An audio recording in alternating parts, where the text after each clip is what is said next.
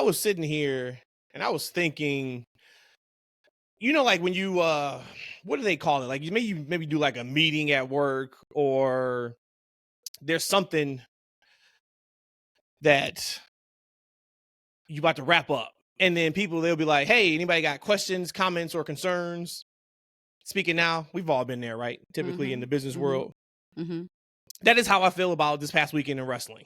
I have comments, I have questions, and I have concerns.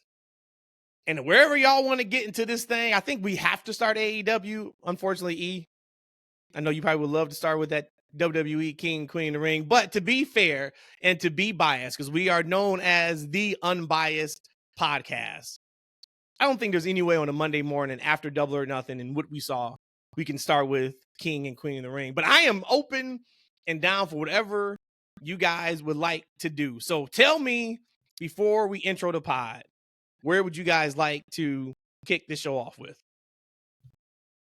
Just when I thought it couldn't get better with the mayhem in the arena with Jeff Jarrett a couple years ago in the bloodbath and all that honky-tonk guitar crashing, all that stuff.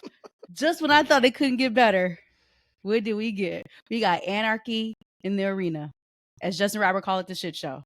Let's start there. So we're saying we don't want no viewers for this podcast. Y'all go ahead. Wow.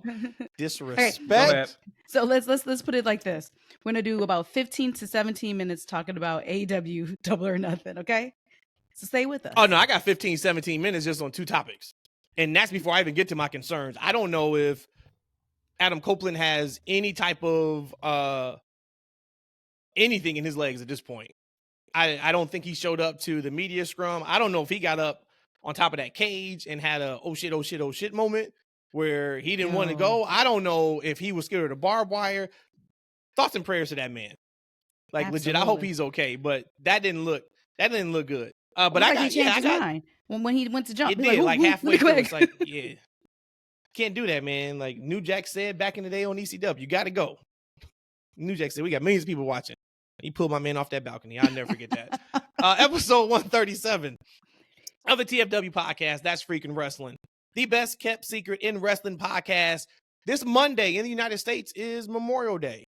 So shout out to everybody that helped make this holiday a thing. Hopefully you guys are enjoying your Memorial Day. If you are outside the country, just, hey, thank you for listening and checking out. Three the Hard Way. You guys know how we get down. Three the Hard Way. Thank you, Mr. Knight. Appreciate you. I'm your host, Matt, joined by my usual suspects, Rhodesia and Eshaun. Shout out to everybody checking out the pod. All right. I want to start with MJF. MJF is back, baby. That's where I would like to start.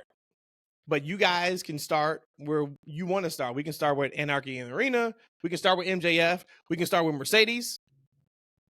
We can start wherever y'all want to start. We could do the fake slot machine of who's going to be the first person to do the main event, like what they did last night. So, but since you bring MJF, let me do this fake slot machine like they did. MJF popped up. MJF popped up. Let's talk about your boy MJF, because I have a concern about that one. Oh, so you have a concern. Let's go ahead and lead with your concern. Of course, everybody knows Maxwell is back. He shows up at the end of Ospreay and whoever he wrestled, because he doesn't like talking about that man's name.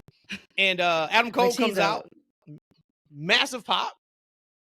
And then what I think is a hard reset and a blow off of that feud, MJF comes out, calls my man skinny, disrespects him, hits him in the nuts, and tells him to get out of my ring, and he proceeds to get out of his ring, and then he cuts a fiery face 2024 promo. And he shows off a tattoo that said he's all in to AEW. One of our guys on Twitter hit me up and said, what is he going to do in 3 years when Paul comes calling? I'm like, hey, man, he's got another leg for a reason. He can put that WWE tattoo on that left calf. He ain't got to, you know what I mean? Or he can cover it up, too, if he wants to. But he is all in. And we knew, and the word comes out that he re-signed, as we kind of thought, back in 2022 when that whole thing happened.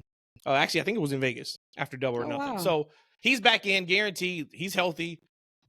That boy gets leaner and leaner every time. He takes months off. So shout out to him for what that takes to get a discipline to look like that. came out with the Triple H jacket. The Triple H came back from his surgery in Madison Square Garden. Oh, snaps. I thought it was Sure did. fantastic. Yeah, I thought it was great. I love the promo. I take it as it is a hard reset. And I say that because of how quickly he disposed of Adam Cole. And I'm cool with that. Maybe they will work against each other a few months from now, but as of right now, pass it. Get off of it. Get rid of it. He made a comment about the devil mask and how much he hated it, et cetera, et cetera. I think that was the right call. You guys tell me, what you guys think of his debut? Was it the right time to do it? Was it the right spot to do it? What'd you think of his promo? Give it up. Right time, sure. I don't have any concern with that, especially if he's back in action and he's cleared to go. My concern that I said about it was nothing to what you just said. Business just picked back up. MJF is back.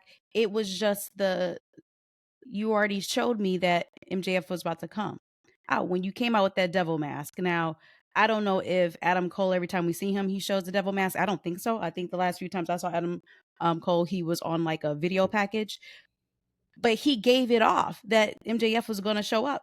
Because again, you come out of nowhere. You weren't announced to come out. You have this devil mask. I'm just only now expecting that. So if somehow, and I know you and I talked about this for a hot second last night, he used that devil mask to, like you said, do a hard reset. Tired of that double story. Thank God. But to me, if he would have maybe just had it planted on him and then he attacked him or kicked him in his nuts and it fell out, something. But to me, it just the surprise that I wanted, that AEW still has in their trick of bags or their bag of tricks, that they can surprise me. Trick of bags. I just really wish they would have just not did that because it stooged it off for me. That is my concern. If they didn't do that and the MJF comes back out, just imagine watching that new video package of MJF after that. You would be like, holy shit. But to me, I'm like, okay, I know somebody's about to interrupt Adam Cole. Who else is there to interrupt him? The person that's been gone. So that is my concern. I wish they didn't give it away ahead of time. That's why I'm glad I'm a super dumb fan, not like a super smart fan like you guys are, because I didn't get none of that when I was watching. I thought it was great. Like, of course, when he started going through like the house, I'm like, damn, he got like a long ass hallway. I knew it was MJF, but I still was surprised in the moment that he actually was there. Right. And I also was surprised with Adam Cole. I thought it was great. I'm not sure if it was the actual first match, but I just want to start backwards a little bit. From the first match I actually saw was Ospreay versus y'all boy Roddy. And I'm like, all right, they got the belt off this man. I'm like, are we already starting to show off hot right here? They got the belt off that man. Get him off my TV, repackage him. Great news. Adam Cole comes back. I'm like, that's my guy. I love Adam Cole. He come out there, he walking. I'm looking, I'm like, hey, Adam, don't jump. All right, just walk, man. I don't need you jumping off nothing, man. Mm-hmm. All right, because first of all, you got them dunk lows on. I don't see no kind of wrap around them ankles. Them ankles just exposed. So, brother, don't jump off no ramp, no stairs. Just walk your little self up into the ring and do what you got to do, man. So then when they interrupted with MJF, like, it was a nice surprise for me. Very excited. As you said, Matt, MJF came out there looking like a star. The first thing I noticed, number 2, was the abs. I'm like, all right, I got to rededicate. I got to get the 4-pack back. I can't get no 8-pack. Whatever he had, I can only get like 1 or 2 of those. You know what I'm saying? It's too many years of fat down up in this mud. That's why I'm Big Daddy. But I appreciate the way he looked like. He looked like a star. I love the Triple H jacket. I thought that was phenomenal. I was surprised. I was elated that he was back. That's one of the things AEW missed. They missed like a must-see angle or person, right? And that's what MJF is. I'm glad he's back. I think that Adam Cole being back in some kind of degree is great because I think his presence is what has been missing on the heel side. So I thought overall it was a really good segment. No surprise that he's all elite, right? And he's going to be around. I was surprised by the tattoo. Him and Cody. I guess this is a Cody and MJF thing, man. These dudes is all kind of getting just bad tattoos, man. Just bad tattoos that whatever, right? So at some point, and here's the thing, he can always go to WWE at some point, man. The dude's young. He's like, what, 28, right? I like thought Cody's 26, younger than that, isn't he? Yeah, like 26, Yeah. I thought. No, I think he's a little bit younger. He's a little older now, though. But you know what I'm saying? Like, Cody Rhodes didn't experience this renaissance in his career until at 38. So definitely he has more than enough time to go there. If he wants to go there ever, he can be an AEW lifer, and that'd be great too. So for me, that whole little segment, that whole little starting point, well, really the end of the match when we got to build an off Roddy, right? And we got Cole back, we got MJF back. Great stuff for me. No concerns. All love. I'm going to assume that word leaked MJF was going to be at that show, because as soon as Cole started talking, the crowd started chanting MJF, which they wouldn't have done if. So I'm guessing something must have came out. I was off of social media the entire weekend. I told you guys we were heading to Detroit for a birthday party on Saturday, so I wasn't on Friday because I didn't want to get spoiled from SmackDown. I wasn't on Saturday because we didn't watch King and Queen of the Ring until Sunday morning. I wasn't on Sunday, so that's my assumption. So that's one of the good things about being off of social media is you don't get spoiled, because it would have taken a little bit away if we would have known, hey, MJF is in the building, he may show up on camera tonight. But what did you guys think about him getting rid of Adam Cole very, very quickly before cutting that promo? I didn't think much of that at all. I felt like that was just MJF's time, and then the best way to reintroduce him would be through Adam Cole, and like you said, to finish off that storyline. I didn't think another second about it at all. You kicked him in his nuts. I feel like he still has to get a receipt from him. So you making it sound like maybe you feel like they're doing a hard reset, that maybe they won't come to blows. Yeah, I think, and you can always revisit it, but I think that story's done. Like so next time we see Cole, I think his beef is going to be with the Undisputed Kingdom. Maybe it's Wardlow, right? I think that's where they pivot to, because it was significantly abundant to me of just the wording he used with Cole. It was like a period. And like, get this piece of trash out of my ring, and he gets out of the ring. It was just like, it was over. That was it. Mm-hmm. So I will be interested to see how they do reintroduce Cole when he's ready to come back, because even Cole's promo, and you can tell his promo was literally just to set up MJF coming back. He made the comment about, hey, I shouldn't even be in Vegas, and he never said why he was in Vegas. And then MJF's thing hits. But thought it was a great piece of business. Super happy that he's back. To E's point, he was missed, sorely missed. Yeah, his aura is huge. Yep. So now they got somebody else that they can really push and hopefully get some steam behind for their weekly television. I actually really enjoyed MJF's promo too. I think Eternal had sent me a message, and he said he was kind of like iffy on the whole Vince McMahon line. And I didn't have a problem with that this time at all, because he also mentioned NJPW. And if you look at that roster, the majority of those guys have either come from WWE or they came from New Japan.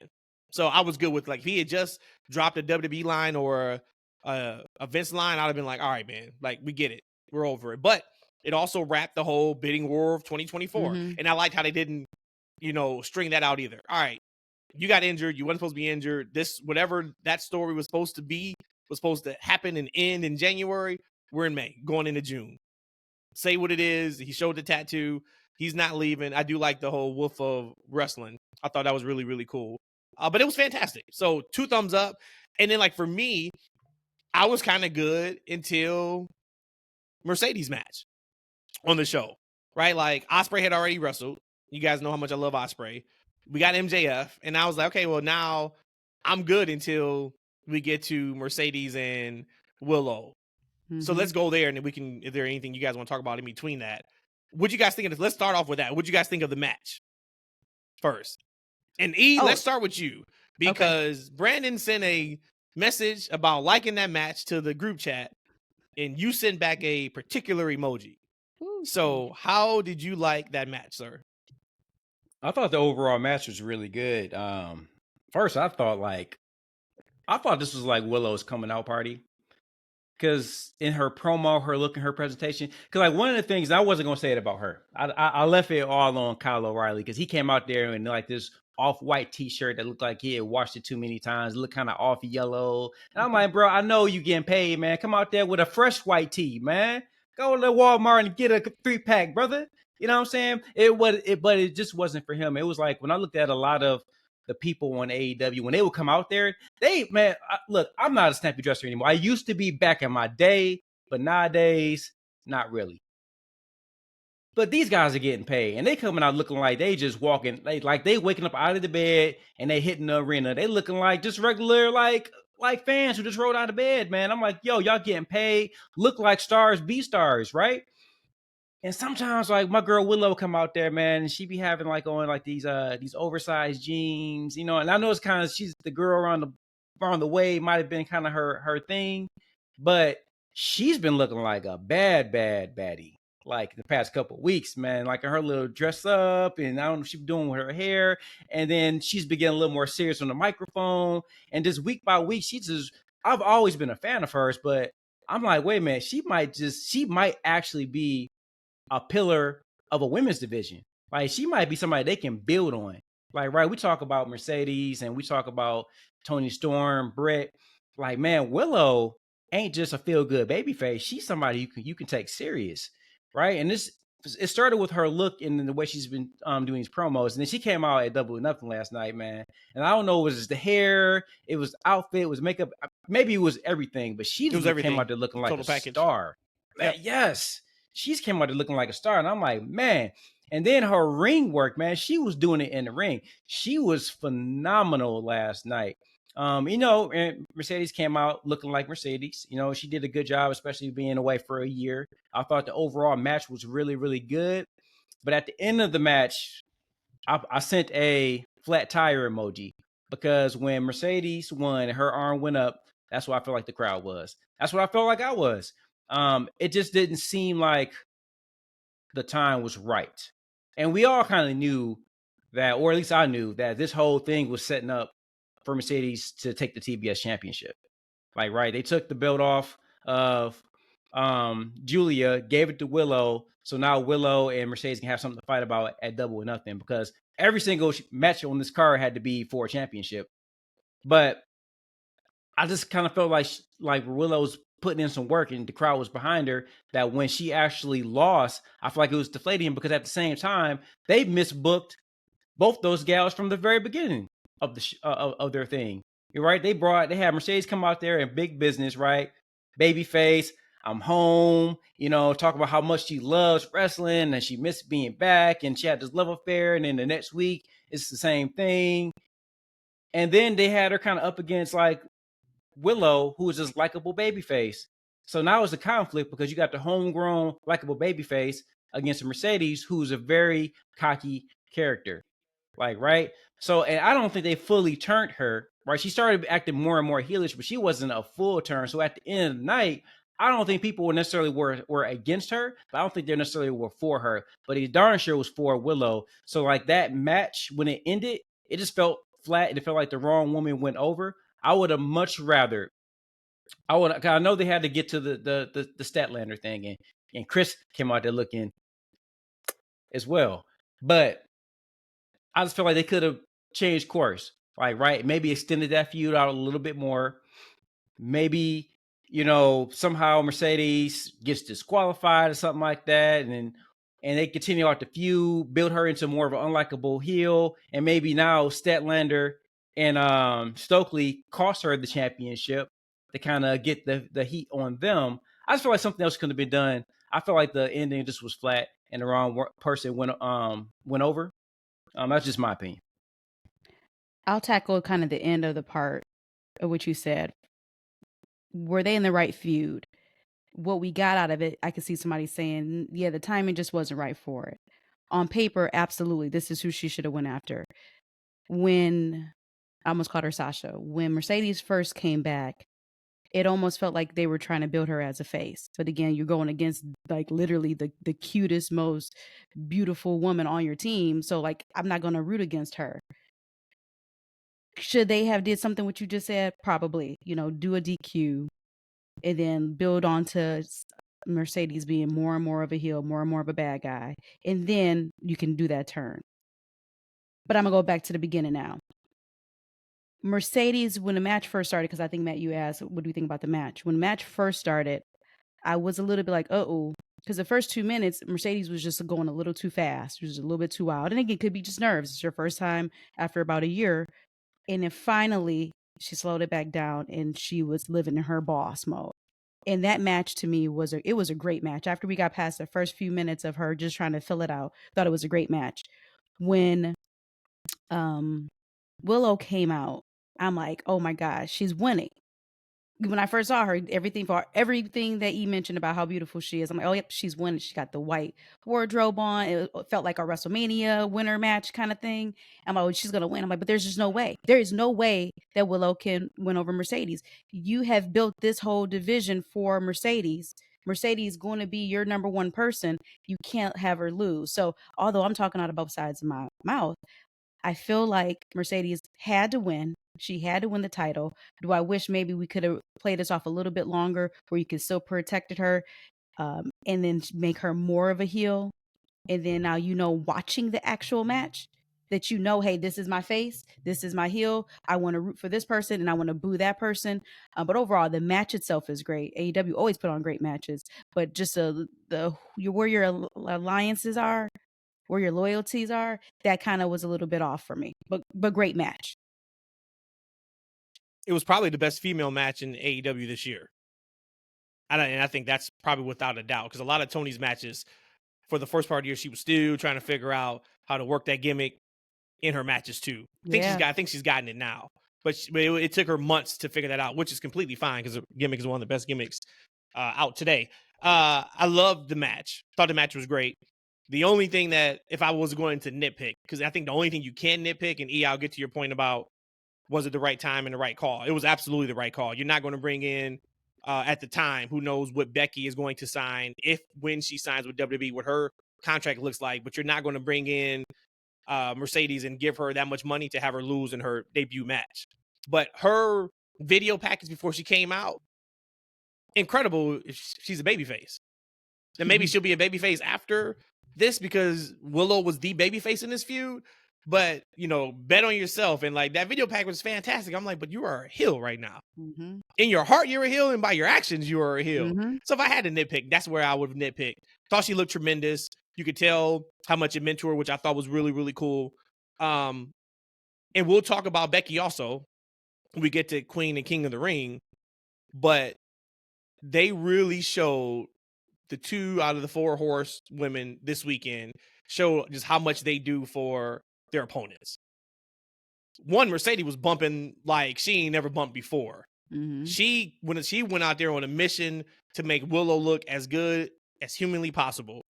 Willow did the same, but Mercedes was just giving her body up to Willow, as she should have. There was a huge size discrepancy there. Yep. I also loved that Statlander turned after the match. Yes. You don't have Statlander turn during the match because Mercedes doesn't need Statlander to beat Willow, right? Because that would then be the asterisk. Oh, well, Mercedes on her debut match needed somebody else to, beat Willow. So I love that they did it separately. And I also love now that Statlander's a heel. I think we'll see, but I think she has a much better mean streak to her than we've seen on AEW television. So I'm excited for that. Stokely being with Statlander, they got to be careful, of course, because he's all comedy. Yep. We got to see how that thing plays out. But I do really, really like that Willow is climbing the ranks, and now she's back into a really important storyline. It's not like she's at the back of the line now. Like, the storyline with her and Chris should be really good. And hello, AEW, it looks like we're going to get a meaningful women's storyline that has nothing to do with the title belt. When's the last time we've had that? It's been a long time. So shout out. Especially since they have 25 titles. So you're right. Probably never really had that. Probably actually never really had it. And I haven't watched all of the Scrum. I'm going to watch that later on. Did this man, Tony Khan, actually say they're looking to bring another set of belts to AEW? No, he did. He could not have. No. Did you see that? No, I didn't watch the Scrum. No, he. I don't know. Yeah, I don't know if it was a mixed. It was something. I was like, if this man ain't learned his lesson yet. He ain't learned his lesson yet. But overall, kudos to both those women. They smoked it. Hey man, let's go back to like the Mercedes should win because they're giving her a lot of money. I don't think that matters. I think that you need to do what's right for your promotion and trajectory. I think if you look at that match, and I read Warlay's comment, Can't believe Mercedes is not over with that audience yet, y'all.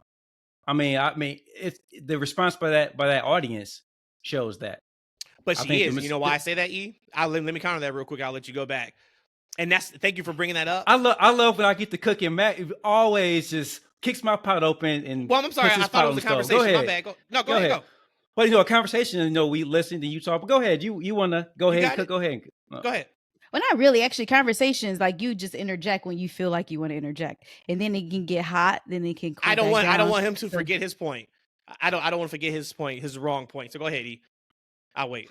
I'll wrong point. Just like wrong point where Matt, like 8 months later, still talking about Solo's boots in text messages with me because he can't stand being wrong. And like, it's not about who's wrong and who's right. It's about there was a flat ass finish last night. It's about there was a flat ass finish last night. And it's because Mercedes has been booked wrong since she's been with the company.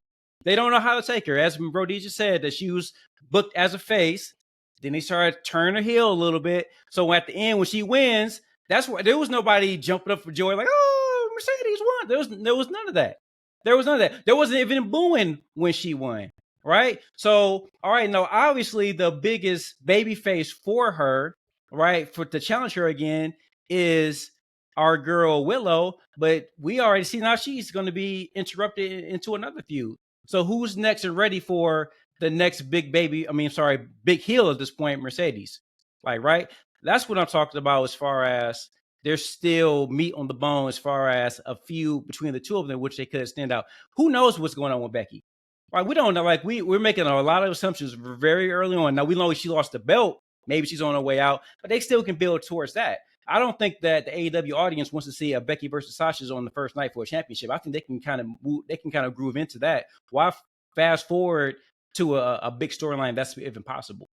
That's all I'm saying. Look, build the characters right, get the proper reactions, because that's what the AEW audience has been lacking. That's why people have been going from the shows, period. Can I go, or you still want to continue? Well, I did stop, so it is the perfect time for you to go ahead and make your comment. I wanted to make sure, because you may have stopped just to sip some tea or something, and then you had some more to say. But you're wrong, because if you listen to during the match, you're talking about the end of the match. I'm not talking about the end of the match. I'm talking about the emotional investment from the crowd during the match. That was the loudest the crowd was for any match outside of the main event, and the main event was strictly because of the chaos. There was an emotional investment in the main event. In Willow and Mercedes, you got the dueling chants of the names. There was a ton of emotional investment, and there was a ton of fans for Mercedes, and you listened during the match, you could hear that. That's what I was going to say, and then I was going to say, you can finish your point, but I don't know if your point is done yet. How am I wrong in saying that the crowd was flat at the end for the finish? No, you said that. Is that incorrect? Is that incorrect or not? You said she's not over yet, and with the way the crowd reacted throughout the entire match, you can tell she's over. Maybe she's not over to your expectations or to the Sasha Banks expectations for WWE, but to say like she's not over and like she's not ready for a belt, I think it's crazy talk. I would just say she's not ready for a belt. I'm just gonna say I'm gonna interject. Ha! I'm gonna do like how we do in our own house. Oh, but you can't do that, Rhodesia. No.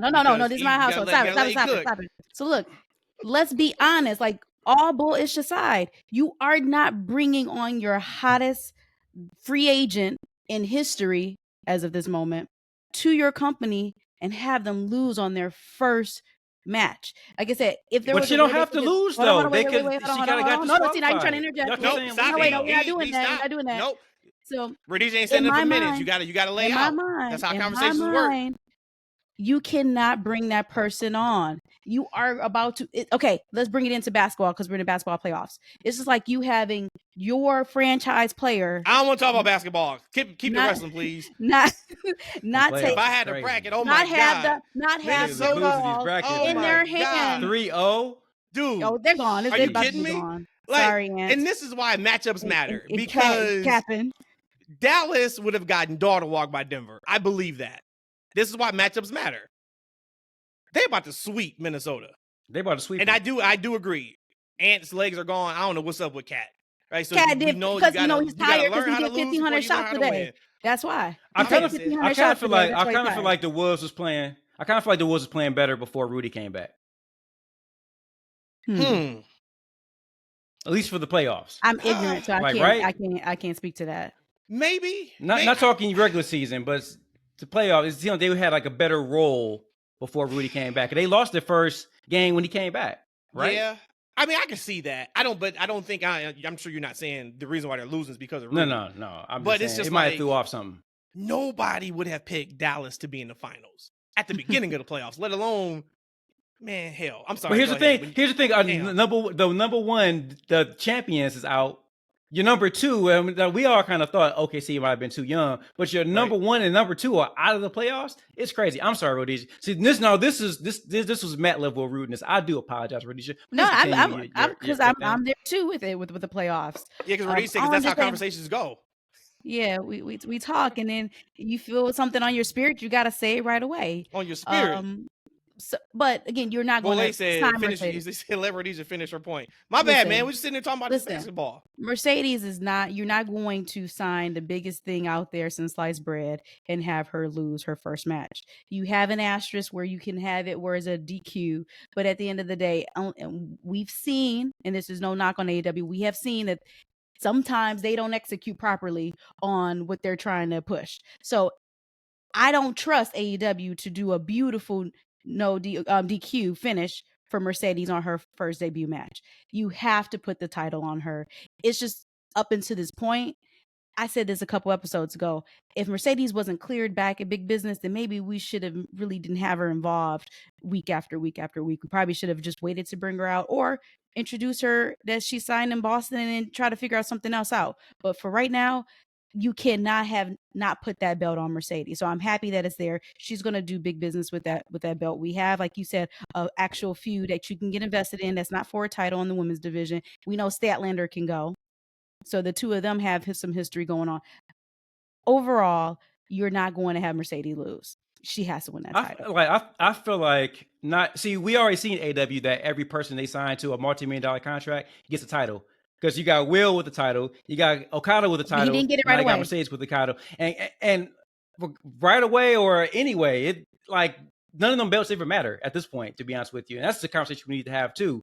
Like you got all these champions that are like on kind of the same level. It seemed like maybe from the wrestling view, and they all have championships. But now like, I do agree. I do agree. 2 of the 3 of those belts don't matter. I think the only one that can matter is Mercedes. But are you saying you don't think the 3 of them, seeing that is their big 3 they signed at the beginning of the year, you don't think the 3 of them should have belts? Or are you just saying they have belts that don't matter right now? All of it. All of it. All of it. Because at the same time, so that's the thing about it. Like if you look at, like I'm an old school fan. I know Rhodesia's a new school and Matt likes to pretend he's new school. But like this ain't, everybody didn't have championships back in the first day, and they didn't win it in their first month or two either. Like, right, there was a build of storyline and a reintroduction to a new audience, and that's what they haven't been doing with the Mercedes. Now with the Okada, he has a Continental Championship, and now Will has this one. Will should have the championship. Get it off, Roddy. Perfect. But at the same time, there's no reason why they have to hot shot a belt onto somebody as soon as they come just because they're paying them. Because at the end of the day, like we had millions of people, I see your hand. We have millions of people show up for Big Business, and now half those people aren't watching their regular programming. Half the people didn't buy the previous pay-per-view, and it has nothing to do with her being in the ring because she's a person and she's a personality first and foremost. Like she should be able to talk people into the building. She should be able to show interest in this from a character perspective. Like I think we're putting too much stock in. If she can't wrestle, she shouldn't be on the show. I think what they've done, like the time that she started with the company to where now is perfect. If she was booked properly, she was in the right storyline. The storyline hasn't been right, and then now the end of this match wasn't right. Now we can go back and forth on it, but I think the proof is in the pudding when we look at the ratings and the numbers and what the feedback is. But you can't. Okay, but let's not bring up the ratings. But hold on a second, real quick. Let's not bring up the ratings though, because we don't bring up when like Raw's ratings drop. AEW, or we don't look at ratings with AEW. I forget. No, what I'm saying is, go ahead. What I'm saying is, I forgot. like, My bad. No, I'm saying Tuesday NXT didn't have the best week. They put on great shows. We don't bring up the ratings whenever Raw drops because they're going against something. We don't bring up. Isn't one of their best show, and Raw has been doing 2 million almost every week. So what are we talking about? But they haven't been doing 2 million almost every week. Go look at it. But you also said the only thing I got to say in there is you can go. You said they hot shotted Mercedes. This has been a storyline for 2 months. That's not hot shotting. And it was It's a the bad last match she story had for before 2 she hurt months. her ankle. It was Okay, now was a we can bad talk about story for 2 we can months. talk about if you're invested. Absolutely. But to say it's been hot shotted, I think this was planned very well out. Now, should she have been on every week cutting promos? Because about 5 minutes into that match, I was like, this is where Mercedes lives. Hey, let me. Yeah. I'm gonna interject. We having a conversation. So rankings matter too. So the woman hasn't wrestled one match in AEW, and she gets hot shotted into one of the biggest matches of Double or Nothing. That's not hot shot. I guess everybody can just walk in and do it. Cody won a Royal Rumble, and he didn't deserve to be at WrestleMania for 39. But No, he didn't. this woman can just pop up on the show. And then her first match get handed a title shot, and we got a ranking system that doesn't matter for one individual because she's getting paid. Last time you seen the Let's give her rankings? the championship. When's the last time you seen the rankings? A month ago, goddammit. That's when I saw it. There we go. So Don't tell me about these rankings. They not using them already. I 1000% disagree with E on this last topic here. We have to we knock AEW all the time for them not being able to build a star. You have they haven't built a star. They ain't built a star right now. No. You have 3 stars that you sign. You have Ospreay, Okada, and Mercedes. You about to tell me you're introducing them, whether you knew them from before in New Japan or WWE or not. You're telling me you're willing to introduce them and not build them and move them to the top? That to me will be dumb business. You have to put them up to the top. So if you want to hot shot them up there, they deserve it. That's what you're supposed to do. You don't have what big business is? No. Going from 1 million viewers to 650 in 2 months. That's big business. That's not how. You don't have Steph Curry circa 2000. It's how Matt conversations go. You don't get Steph Curry circa 2017 and tell him he can't shoot 3-point shots. Come on, that's what you're trying to say here. You got to build a star. How many times do we get mad about Wardlow? This dude should be on the big top. He should be your number 1 guy right now. But you didn't book him that way because we didn't care about Steph him. Curry shooting a 3-pointer is different than putting him in the NBA game because of who he is. Okay. How about that? You know who's about to be the NBA playoffs this year? You know who's about to be the NBA playoffs this year? Boston and the Mavericks. If in your logic, Steph Curry would be playing Game 7 and he'll be up by like 20 points right now and about to win a championship. You are reaching for shit. That's nothing what I said there. I'm reaching to understand what you're saying because somebody who just shows up in 2 months busy trying to gets a title shot and they deserve it. You got 2 ears and 1 mouth. They deserve it. I know. I hear it. No, you don't have to wrestle in this company. Just give somebody $1 million check and give them a championship. You just That's don't what like they're doing AEW. anyway. That's what it is. You just don't like. No, I just don't like the point that you're making. Is what I'm saying. Like, you don't like my point that Mercedes should be a champion. Not in 2 months without a championship, not without some matches under her belt first. Speaking of title belts, he said, how do you feel that Ospreay has that belt and how does that align with the trajectory leading to All In? I think he could drop it right before that's the All Intercontinental, right? Or international? Oh, whatever they call it. International. Yeah. We don't know what titles are now. Swerve is not as hot as I wanted him to be for his first couple initial title matches. Agreed. Right? Like after we saw Mercedes in that match, after we saw Ospreay, there's a few other matches in there too. When that match started, I was kind of like, all right, okay. Like, because you know he's not going to lose. And the match was fine.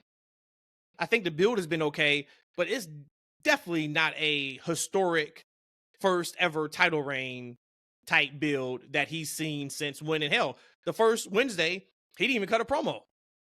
He wrestled against I forgot who it was, but it was like the second match on the card or the second segment. And then he cut the promo, on that next Saturday. And I know they said it was because it was coming after the playoffs, so it would have been the biggest audience they would have had. I get that, but you could have started that show off with a video package just highlighting the big deal of Samoa Joe lost to Swerve. That kind of already set maybe the precedent of what this title reign is going to be. And we'll see, of course, Wednesday what the next thing is for him.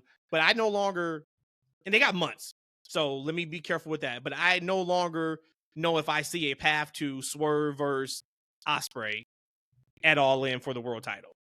So I think it does change the trajectory some. And is that because he does have the international championship now? That's the way they went to last night or whatever that was. Yeah. Okay. Because how does he lose that belt And they get then an challenge for the opportunity world title? for the Yeah. Yep. Yep. Well, like the EVPs, give it to him like he did Christian, That's true. right? That's true. Yep. Maybe Will turns heel. The EVPs, Don't you turn know, that man heel. he joins the Elite, right? And as a turn that man reward, the EVPs give him a title shot in his home country. Do not turn that man heel, please. Please do not turn that man heel. So Adam Copeland, Malachi Black. I got 2 questions for you guys. One, I thought it was great we got to see Gangrel. I thought it was even better the response, the AEW crowd. Now, granted, AEW crowd is much more hardcore than WWE crowd, but Edge tried to get Gangrel, I think, for Mania 39, and basically the response was nobody's going to know who he is. They're not going to remember. Well, the AEW crowd remembered and went crazy. So shout out to that. I thought that was fantastic.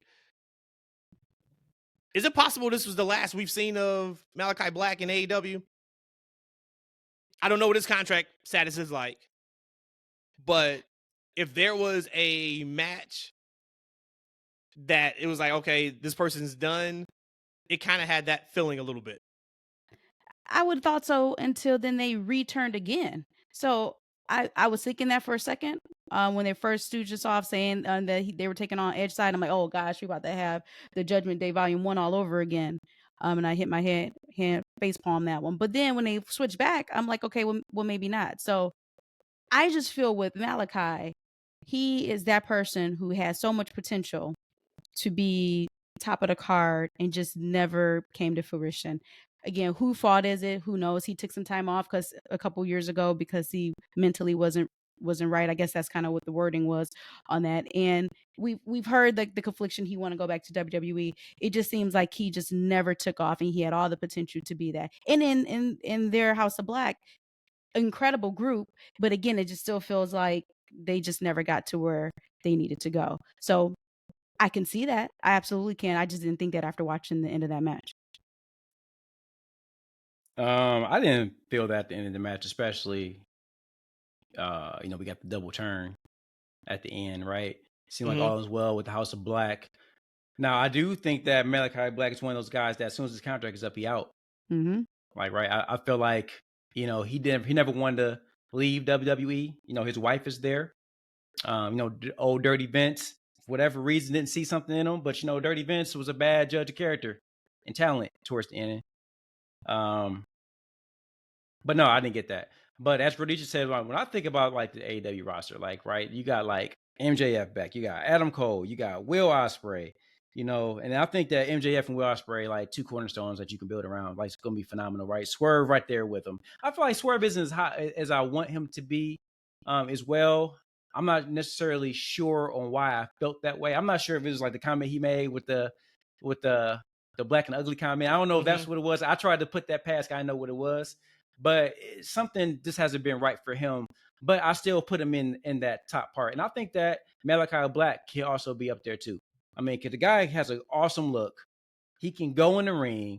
I think the House of Black gimmick is amazing. It's an awesome faction. And I feel like we haven't seen, as Rhodesia said, we haven't seen the full potential yet for whatever the case may be, right? So I feel like if there's a new AEW coming, I feel like he definitely should be part of like that top along with the Jay White. But I thought it was a great match. I hope Edge is all right. I'm like, man, look, he's 50-something years old, man. Look, I can't. Like, I was telling the team the other day, I was trying to run with my 10-year-old the other day.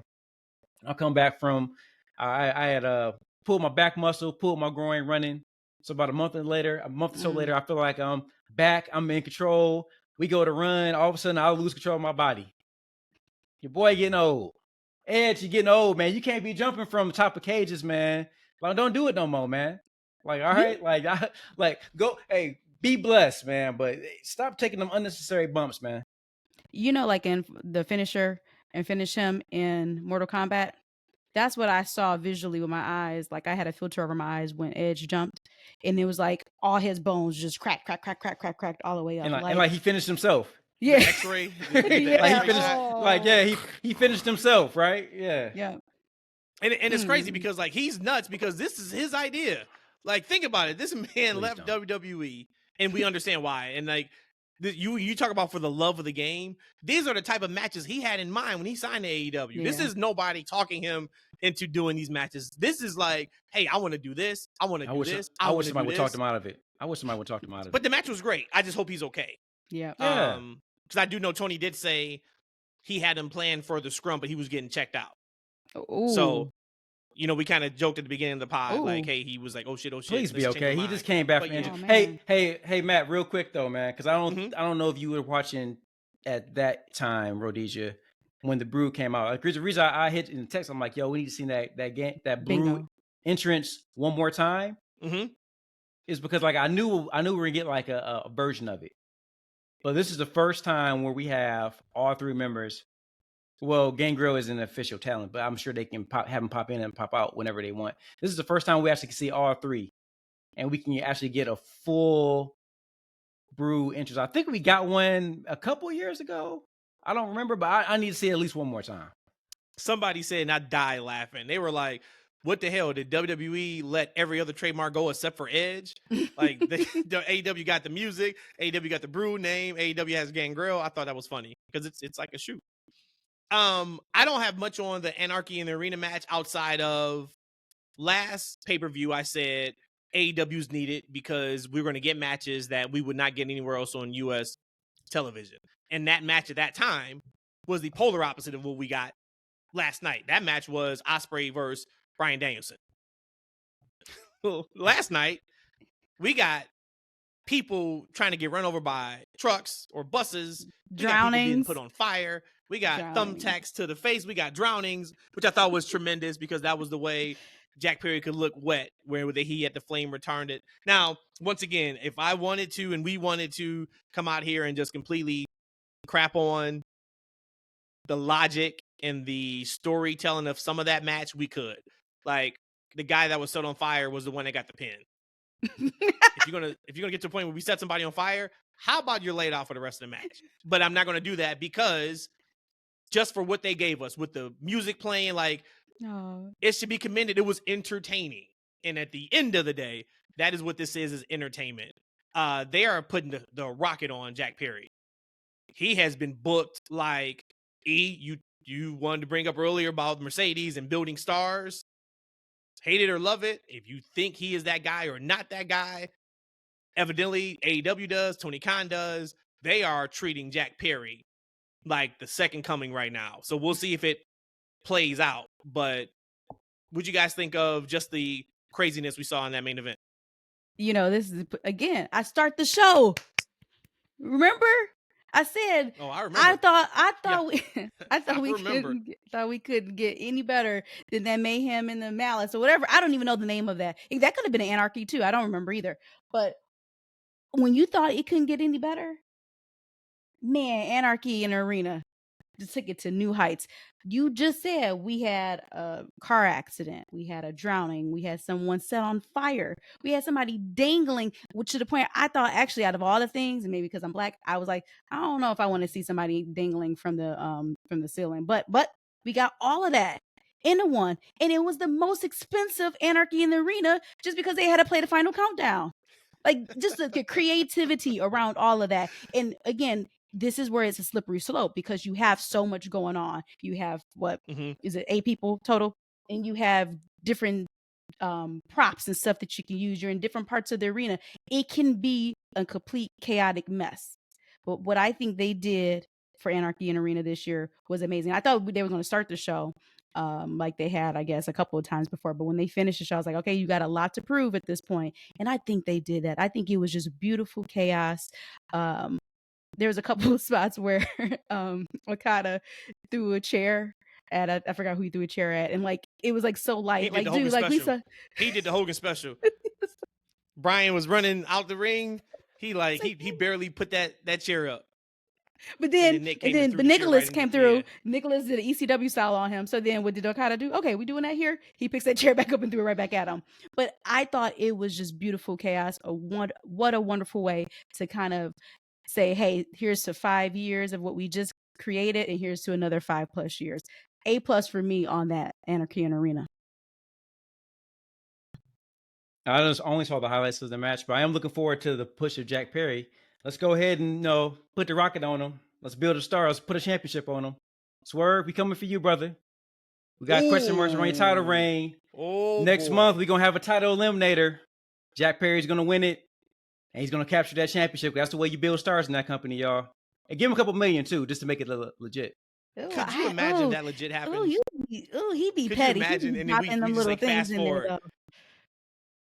fast Jack Perry forward being a the champ? year, and you'd be like, hey, yeah, say like it was last January or last July. You'd be like, hey, in a year, Okada, the Young Bucks, and Jack Perry's going to be in a group, and they're all going to have title belts. Them all having title belts, we probably would have been like, okay, yeah, everybody has a title. But them all being in a group and Jack Perry having the title belt, that's nuts. That is nuts. But Jack Perry said he was a pillar. Last thing, he said, I'm a pillar of this company. Last thing I have for AEW, we were 50 minutes in. You said we was going to talk 18 minutes. I don't know if y'all got anything else, but I was just on X, and Mark Henry stated on the Busted Open podcast that he is not re-signing to AEW, and he is not done with the pro wrestling business. That man is going directly to WWE. I can almost guarantee this. And I'll tell you, I think it's a massive loss for AEW if he was utilized in the best way. And I'm not talking him in the ring at all. That man has found Braun Strowman, Jade Cargill, Bianca Belair, just to name 3. That's who he's found and brought to the wrestling business. His mind is incredible when it comes to how to get heat, how to garner heat, how to get sympathy, how to book a match. And they never really use them for that. Like they use them for like a lot of outreach and community service stuff, which I know he loves, and I think that's incredible too. But his mind is too good to be wasted where people don't want to listen.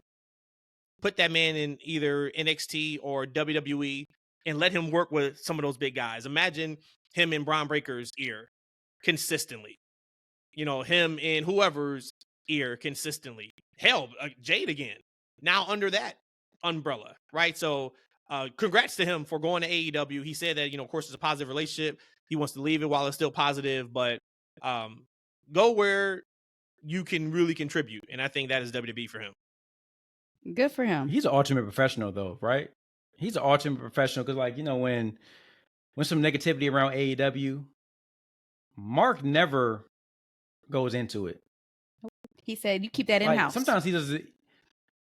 Exactly. Like, true professional, right? He doesn't give it up. He doesn't even, sometimes even defend.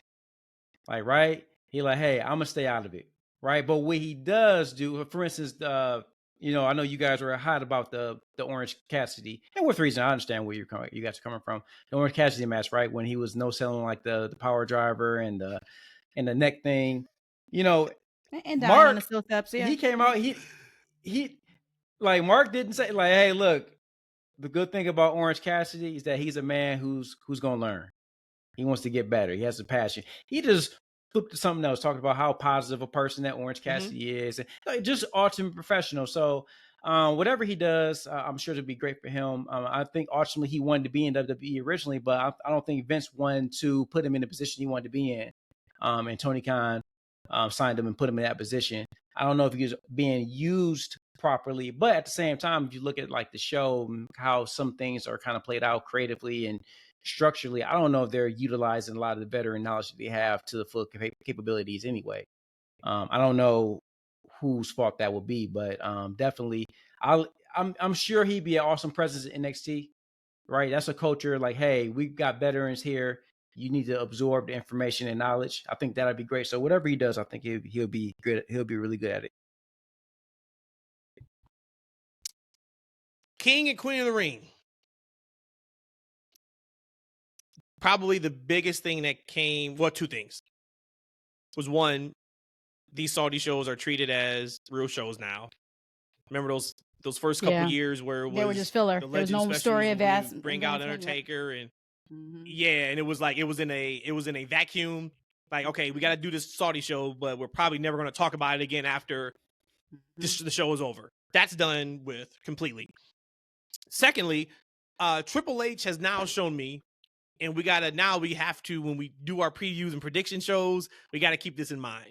Triple H is going to make the obvious call, even if the storyline hasn't matured yet. It was obvious Liv Morgan was going to beat Becky Lynch. We didn't take it as that because our thought process was, damn, Becky Lynch's or Liv Morgan's revenge tour, she ain't really there yet. She's got a little bit more she can do. You did. So shout out to you for that. But she won. And when she won, you're like, oh, okay, got it. Gunther. We knew, okay, it was Gunther's tournament to win. But then they threw that caveat out there on Friday about, hey, whoever wins these matches are going to get a title shot at SummerSlam. Now we start looking at Orton like, here comes the Orton Cody. And I'm sitting there before that match like, all right, how can they have Orton beat Gunther? And then I was just at a point where I'm like, well, no, you don't touch that. And if you need to get to Orton and Cody, you do that through storytelling on SmackDown somehow, some way. Like, don't change what makes sense. Stick to what makes sense. So that's how I'm gonna start looking at his booking style going forward. Even if I feel like the story isn't completely flushed out yet, but the end result makes sense, then let's do that. I do want to start with Liv and Becky. Becky asked for her rematch clause, and it's going to happen tonight on Raw. She still hasn't signed her contract yet. And honestly, I don't think that changed the thought process at all in this. I think Becky was a transitional champion when Rhea went out, and it was strictly to have Liv take it off of her. Mm-hmm. I didn't realize Liv never beat Becky when we did our preview of the show last week. It makes perfect sense. So now you just, you have Becky put her over, and you give Liv the title, and now, hey, I win over Becky. What'd you guys think of that match? Overall, I thought the match was actually a pretty solid match. I'd probably give it a B. I just felt like, yeah, maybe you mentioned Triple H is going to do what's right, even if it hasn't matured to that level quite yet. And that's what I felt when we asked about who's going to win this match. I think that, yeah, could we have used a little bit more sizzling from Liv before she got the title? Probably. But I just knew that it was time for her. And then just how everything went down with Rhea going out. We know they put it on Becky because it was a safe thing to do.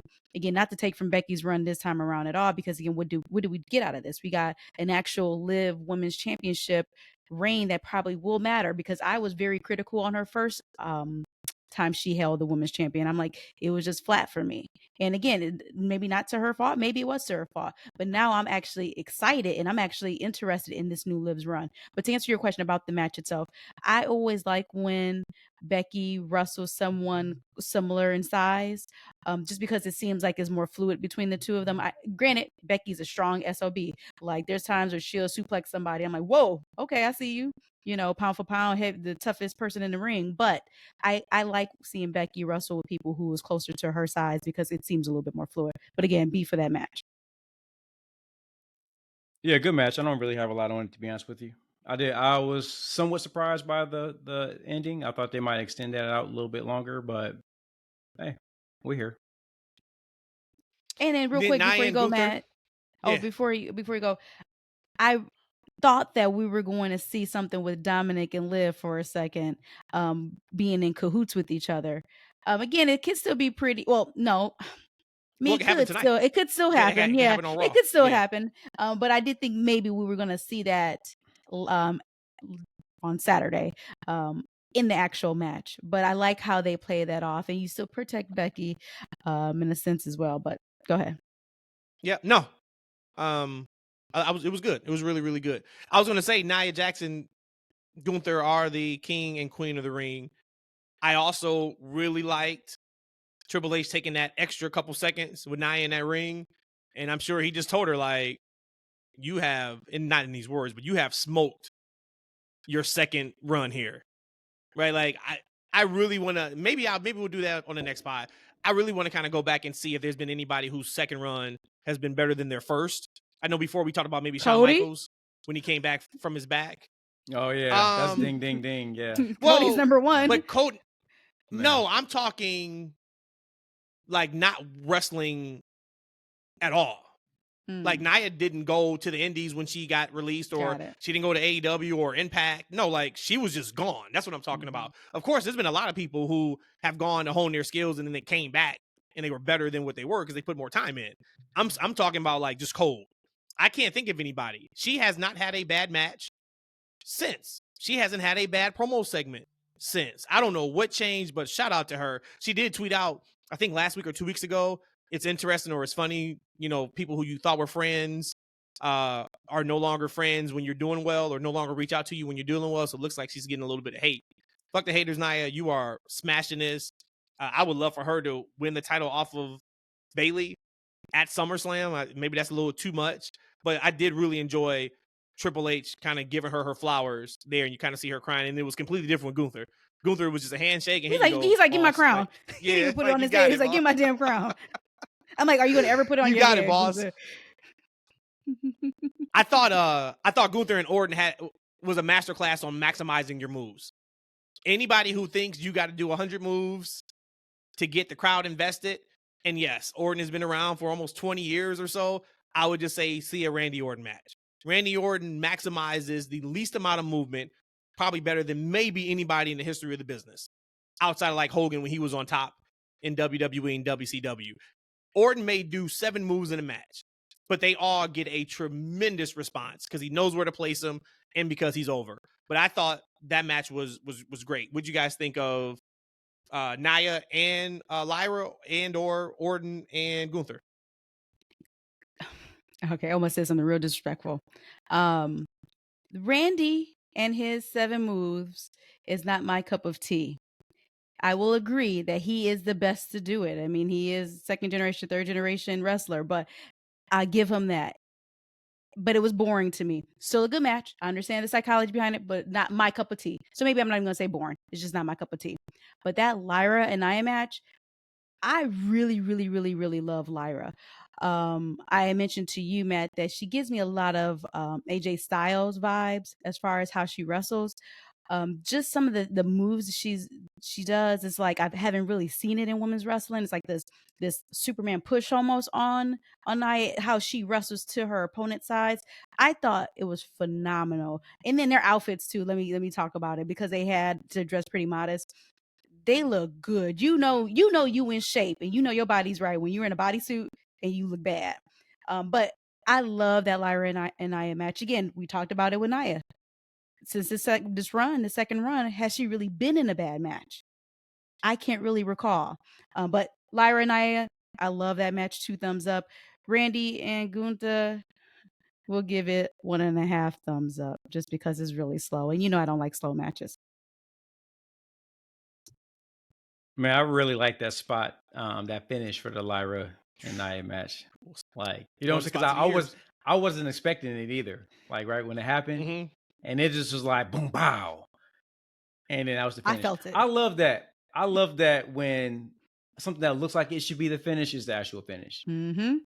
Like right, like and I guess that was, I don't know if that was less a variation of her regular finish, but it just looked so devastating that had to be it. And I love like the arms crossed thing.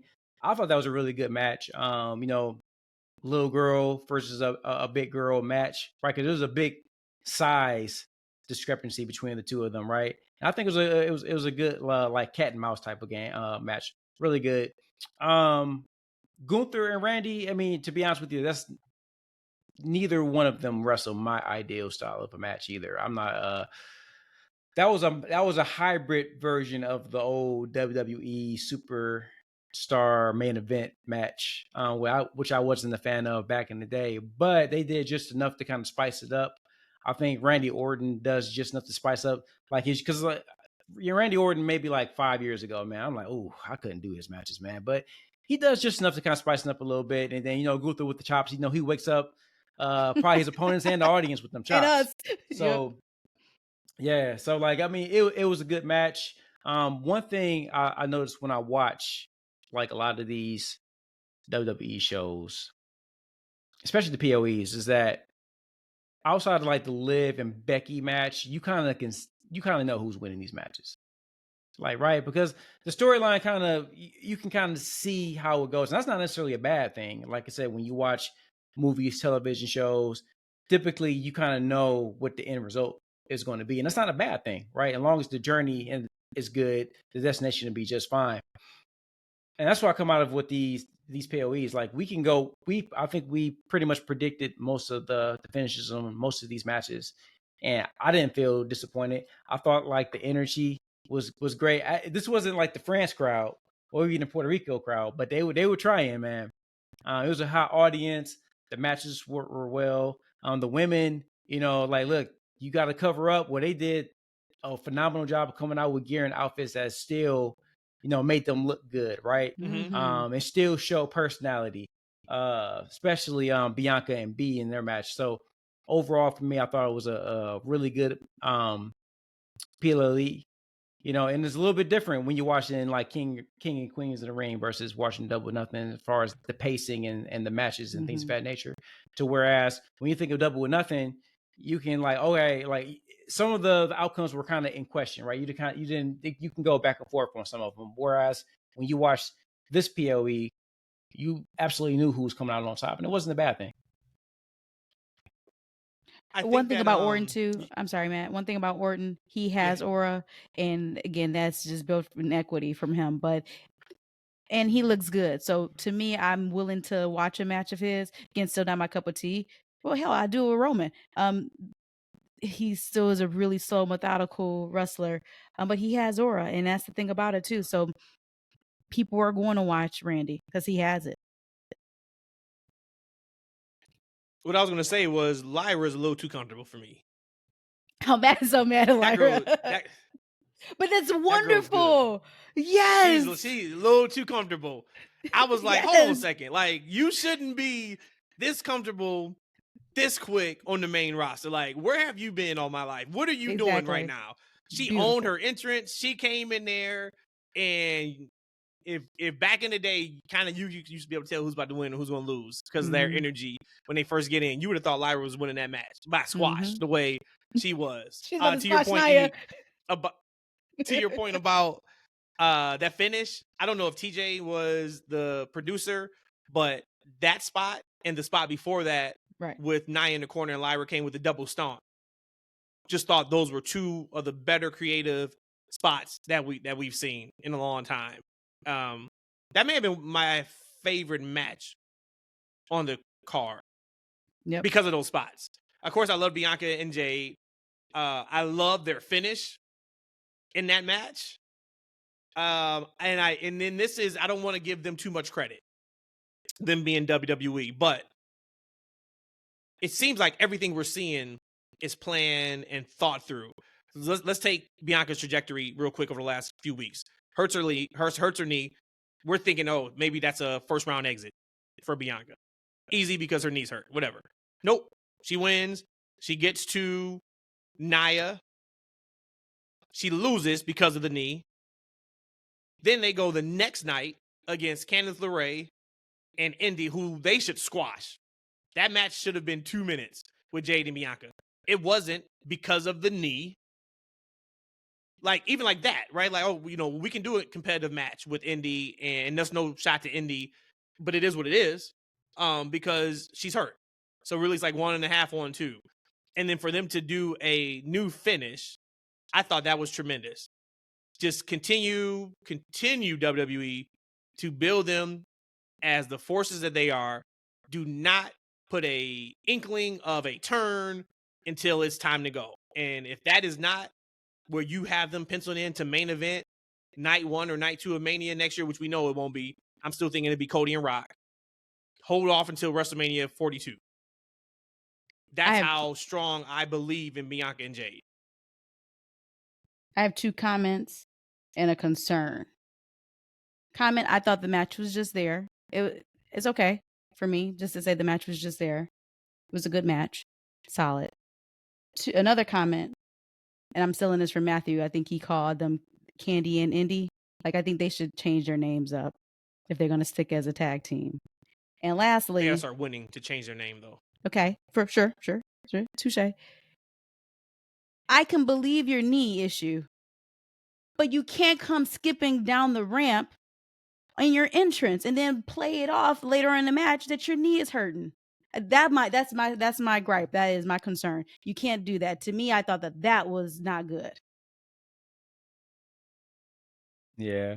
Well, hey, I'm sure they gave her the direction like, yo, get your intro in, like do your entrance, and then when that bell ring, remember that your knee hurt. Because she's skipping down the, and that's Hey, a but long ramp. but here's the thing though, Rhodesia. Here's what probably happened. She was good to go before the match started. Before There she you went on the go. curtain, There you go. all the skipping and the Yeah, twerking, it just tweaked. it tweaked that knee. Mm. And she like, then once the adrenaline went away, she Mhm. like, oh shit. My I knee should have really did that hurt. last twerk. I should have God. did that last twerk. This knee is killing me. But isn't it nice when you have characters that are properly positioned, built, and in the right positions to have, so that way when you have a finish, like you get the proper responses. I mean, that theory is like, wow, I don't know who thinks of that stuff. Maybe it's just Triple H and his booking team. They're like, you know what? If I tell a story and I put the characters in the proper roles and I tell a story and I build, I'm gonna get a finish that's gonna be satisfying. I mean, I don't know where they got that from, but I think it's phenomenal. Yeah. And I tell you what else. that new finisher, Matt, I love it because anytime you see two people who are just thrown together, the proverbial thrown together as a tag team, it's good to see when they start incorporating tag team moves together. So now Yep. you are truly a tag team. You're no longer just two solo people together. You are actually committed to your tag team. So that was really good to see, outside the fact of how great the execution of it is, but it's also because of now you're working and you're building as a tag team. Do y'all want to talk about how Sami Zayn is the new Mansoor, or are we just gonna skip through that? But that kind of sounds skip through like that. We're gonna skip a through that. negative thing, though. Yeah, we're gonna skip through that one. Okay, just asking. Cool. We'll skip through I'm it. glad it's live on the pod. I might edit it out. All right, I'm just asking. All right. And then we got Cody Rhodes versus Logan Paul. The match was what I thought it was going to be, which was there. I thought it was cool. And then they got me on SmackDown, and I guess it was just hype. But I was so excited for Cody. I was like, we watched SmackDown, and Cody cut a hell of a promo on Logan Paul. They did the whole thing with the brass knuckles, and he found it, and he went hard on him. I'm gonna beat you so bad, blah blah blah, et cetera, et cetera. And that didn't happen in the match at all anywhere. To the point where Cody sold me so well on that promo from SmackDown, I was like, are we gonna see like maybe a mini like character shift for Logan after this match? Like, oh, now I know I'm not at the top yet, and I'm going to prove to everybody that's where I belong, et cetera, et cetera. And we didn't get any of that. I do love, of course, the drone spot. It was really cool that he tweeted out, I guess yesterday, that that was the spot that he had sent. He scratched off who boss was. I don't know if it was Triple H, but he had sent a text saying, hey, boss, this was last May. I got an idea about, a spot. We could use a drone camera to catch one of the, high flying stunts. I just think it'd be something really cool. So to see that come to fruition for him, I bet was pretty amazing, which is awesome, because that was a spot that I saw a lot of people talking about when I did hop on really quick to X yesterday. They were talking about just like how that was shot, and Kevin Dunn again, rest in piss and all that kind of thing. And for that to come from Logan, I thought was fantastic. I thought that was fantastic. But Love it. Overall, what'd you guys think of the main event with Logan Paul and Cody Rhodes? Again, it was there. It was entertaining. So I mean, it's what I would expect. This was a old school Saudi show. Hey, you're kind of just in a vacuum. Nothing really mattered. Nothing get progressed out of this. Whatever. So it's there when it was entertaining. That off the top rope was so beautiful. And when he first positioned Cody, kind of having him laying not your traditional parallel with the table, but kind of almost like perpendicular to the table, I'm like, uh-oh, what is he actually about to do here? But he executed that perfectly. Like, I'm surprised I haven't seen more people position the person like that way, but I guess this is Logan Paul. This is the things that he thinks up in his head. So it was an entertaining match. It should have been the main event. There's no doubt about that, because again, you have your champs. I'm kind of standing by that rule, but it was there. It was entertaining, but nothing to write home about because nothing really mattered. Dun, dun, dun, dun, dun, dun. You gotta say the words though. You gotta use the words. You gotta use the words. We can't be singing that man's music without saying his words. If it means that much to you, you'll know the words. Nice main event. Nice main event. Nice shown by Logan Paul one more again. Yeah, it was what it needed to be. I didn't think I was seeing any kind of like character shift from Logan. To be honest with you, like that dude is about to be a heel. He about to be a heel against LA Knight soon. You might get that at Cleveland. Who knows? But yeah, it was good. Nice little way to end the show. Do you guys want to talk way too soon, way too early, and we can double back on Wednesday's pod? Triple H announced Drew is now healed and cleared. We get him and Damian Priest in 3 weeks in Scotland, in his hometown, home country. But we also know Gunther gets a world title shot at SummerSlam. Give me your best booking idea.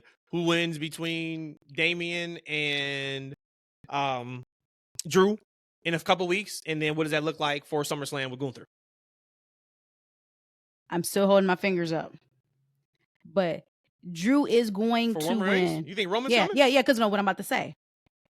Drew should have won at Cash at the Castle, whatever it was called, back against Roman back those couple years ago. Cash at the Castle, goddamn it. Let's go. Is that where Money in the Bank is going to be at?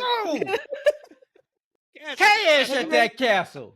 And I'm saying that still holding my finger up. But when that did not happen, I'm glad it didn't, because we got what we got out of the bloodline and Cody and all that. But he should have won it there, and he didn't. And I remember saying then wholeheartedly that he should have won this. You had somebody who had the potential to be the number one guy in your company, and you just let it go. Again, my simple thinking, right? You know, Triple H knew what he was going to do with the bloodline too. But Drew has to win. How that's going to look in the SummerSlam, I haven't got that far yet. So I can't really book for that, because I was just thinking about, it's called Clash at the Castle, right? Clash at the Castle, yes. And then there's what's in Berlin? I like the Cash at the Castle. I think I want to roll with that. Money in the Bank. Cash at the Castle. That's what I'm rolling with from now on. Yeah. And sorry, Damian, you about to drop this title so hard. Hopefully your reputation can be saved somehow of it. But I really don't care, because I don't. But Drew is winning that title. Damn. CM Punk, Cody Rhodes, now Damian Priest. And you are a Damian Priest guy too. So how the mighty has fallen. But yeah, it's time for him to lose that title, man. Like, I don't know what they were thinking when they gave it to him, to be honest with you, man. Like his story with the championship. I'm not that interested in what he's doing, man. I just don't like it. I will be very interested to see that match, though. I'm hoping that we get Drew with the championship, but maybe we don't. Maybe we see CM Punk cost him the championship at his hometown again. Maybe that's what we get. Like, I don't know, man. Like, then I would shoot hate Cody then. I mean, not Cody. Oh yeah, Punk. If he does that, you had it right. You're right. You had it right. You shoot hate Cody and Punk at Cash at the Castle, but that's like some 2K24 type pay-per-view stuff. Cash at the Castle. Love it. We got a little bit of time, so I'll ask one last question before we get out of here. You guys, we had talked about SummerSlam because Gunther's getting his title shot. They announced Minnesota 2026, 2-night SummerSlam. And I've seen maybe 50-50 on thoughts on yay or nay on 2 nights. I say yay because I think they haven't announced what they're doing in 2025. Cole kept alluding to on the broadcast Saturday, where are we going to be for 2025? I'm excited to find out where we are for 2025. I'm going to assume Minnesota's going to be the first 2-night event. I hope they continue 2 nights, because what I think this could be is a time period that completely flips what we know about WWE televisions on its head. Because if you go 2 nights in SummerSlam, the product has to be sustained to be able to fill up a stadium for 2 nights, like they do for Mania. So if we can get Mania caliber storylines and matches, now not just in April, but every 6 months, I think that can do wonders for WWE TV, which has already been fantastic for the last couple years. I think that highly of it, because what you can't do is you can't just put it in a stadium and not put a ton of fourth of effort behind it and think that you can still do 2 nights. I don't think they're there yet. Now, maybe they'll get there because just the name is so hot. No matter what you give us, we're going to fill up stadiums. But I do think we're going to see a concerted effort, if not this year, absolutely next year, to make SummerSlam a legit number 2 show for them so they can fill up that stadium in 2026 2 nights in a row. But what's your guys' overall thoughts about yay or nay for 2 nights of SummerSlam? Nay is mine. But one, when they first announced that it was going to be 2 nights for Minnesota, I'm like, that was WWE saying, "Hey, tap, my bad." I know you thought you was getting WrestleMania next year, but you're not. But I love what you just brought out, and that's what I love about just even this show and just us, because we've been watching wrestling for so long, so we have different views and such. You're right. This is going to hold them accountable because, as you know, there's a certain time, usually around September, October, then November it picks back up, but there can be kind of like just a slow time for wrestling. And now you gotta pack a stadium for 2 nights, like you mentioned. So you're gonna have to put out great product for people to be able to buy it. So the accountability piece, absolutely love that point. Didn't even think about that when you first said yay or nay. I'm still sticking with nay just because I'm the consumer. So now if I want to be able to go to SummerSlam, now I have to pay for 2 nights of tickets.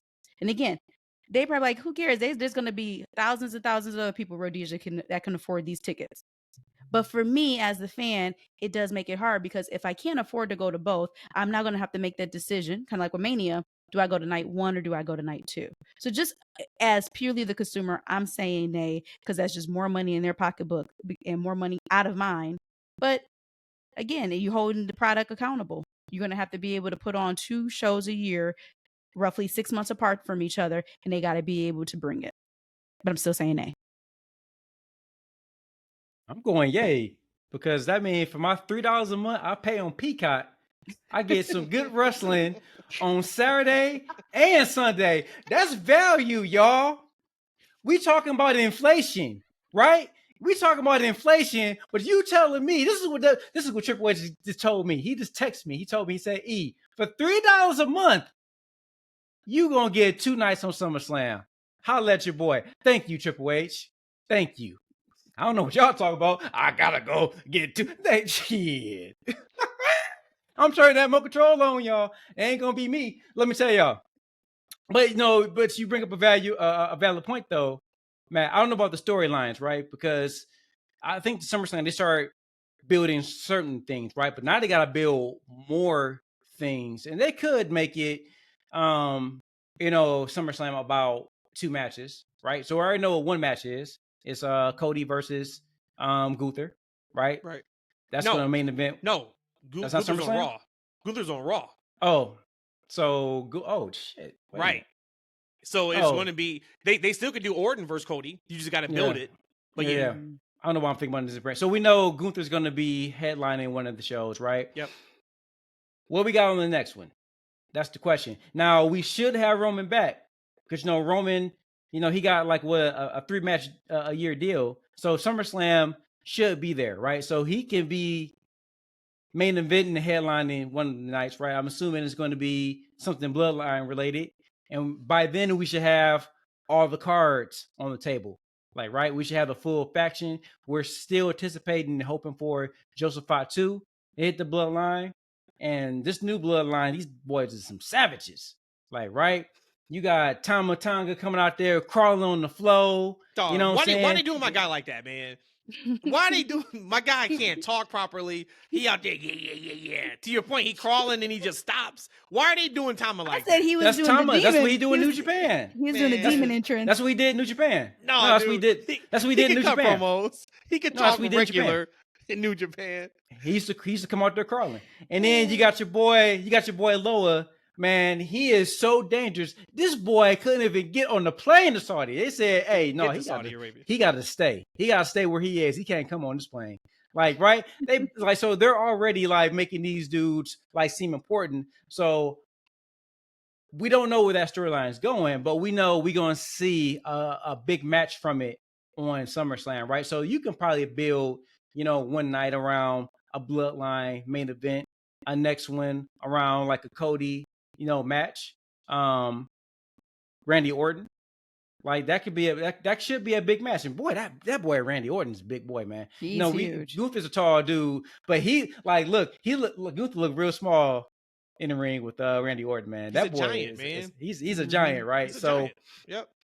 so it's going to be very, very interesting. But I think definitely with the bloodline, whatever they're doing with that, and Roman coming back, I think we're going to see a big night just with that alone. We were watching SmackDown and they were telling the story about Tonga Lower not being able to, get, through customs and all that, which I think is a tremendous story to tell, just to show how vicious 2.0 is compared to the original Bloodline. I was like, dude, that first face off we get, not touch. I don't want them touching. That first face off where we get the Usos and Roman on one side of the ring and Solo and Tama and Tonga Loa on the other side. And maybe you got Heyman right in the middle, across from the camera. Oh my God. That is going to be, it's going to be tremendous. I cannot wait. I get goosebumps thinking about it. Yeah. I cannot wait. And that'd be the first time we see Roman. Right. And it's unexpected. That is. Hey y'all, that Paul Heyman heel turn is going to be huge when it happens. You think it's happening? You think he's going with 2.0? Oh yeah, absolutely. He can't. No, his alliance is with the Anoa'i family. No, he's gonna stay with. Y'all gonna be so sad when it happens. It's gonna be beautiful. No, but Tonga Loa's a new wise man, right? He's a new wise man. Speaking of heel turns, E, at any point, I know you said you didn't see it. So I was going to ask you, at any point last night, did you think Tony Khan was going to go with the Elite? But you said you didn't see it. I saw the highlights. I know. I hope not. To be honest with you, I don't see that dude on my TV, man. Like Tony, he seemed like a nice man. I hope you keep improving your product. Hey, maybe they should. Maybe Kevin Dunn should go to AEW. No, and help their production. No. Remember, he's wrestling right? No, all right. You are starting to get a little stir crazy. So let's go ahead and finish. Kevin Dunn. Let's finish go to AEW. How we ended last pod. We talked about who was going to win the weekend. King of the Ring, Queen of the Ring, or Double or Nothing. I think Rhodesia and I said Double or Nothing. E, you said King and Queen of the Ring will be the better show. What you guys think? I'm still going with Double or Nothing because I had Anarchy in the arena. And plus we had 87 matches. So Double or Nothing. We all won. The fans won? We all won. Crap. That's right. And you know what? I'm going to just go with that too. We all won. The fans won. The fans won. That's it. All right, y'all. We had just talked right before we pressed record on, when's our next pod?